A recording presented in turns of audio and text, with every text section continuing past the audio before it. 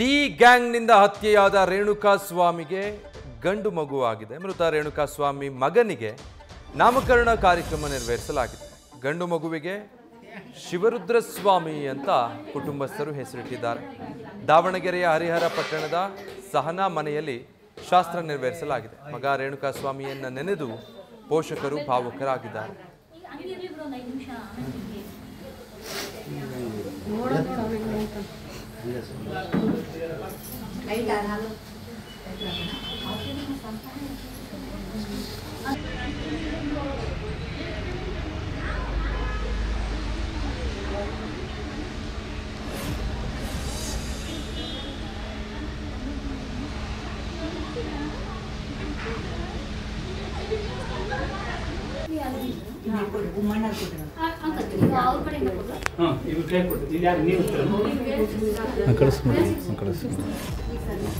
ಹರಿಹರದಿಂದ ನಮ್ಮ ಸೊಸೆ ಮತ್ತು ಮೊಮ್ಮಗ ಮನೆಗೆ ಬಂದಿದ್ದಾರೆ.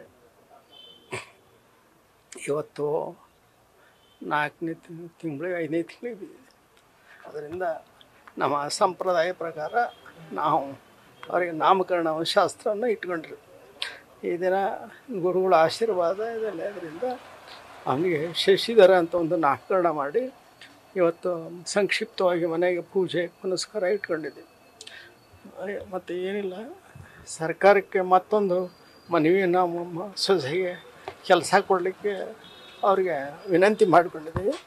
ಅದನ್ನು ಸರ್ಕಾರ ದಯಮಾಡಿ ಅದನ್ನು ಪುರಸ್ಕರಿಸಬೇಕಂತ ವಿಶೇಷ ಪ್ರಕರಣ ಒಂದು ಪರಿಗಣಿಸಿ ಅದನ್ನು ಒಂದು ನೌಕರಿ ಕೊಡಬೇಕಂತ ನಾವು ಕೇಳ್ಕೊಂಡಿದ್ದೀವಿ. ಈ ಮೂಲಕ ಮಾಧ್ಯಮದ ಮುಖಾಂತರ ಅದೊಂದು ಸರ್ಕಾರಕ್ಕೆ ಭಿನ್ನವಿಸ್ತೇವೆ. ನೀವು ಮಾಧ್ಯಮದವರು ಕೂಡ ಅದನ್ನು ಒಂದು ಮಾಡಿಸ್ಕೊಡ್ತೀರಿ ಅಂತ ನಂಬಿಕೆಯಿಂದ ನಿಮ್ಮೆಲ್ಲರಿಗೂ ಧನ್ಯವಾದ ತಿಳಿಸ್ತೀನಿ. ನ್ಯೂಸ್ ಫಸ್ಟ್ ನಿರ್ಭೀತಿಯಿಂದ ನಿಮ್ಮ ಪರವಾಗಿ.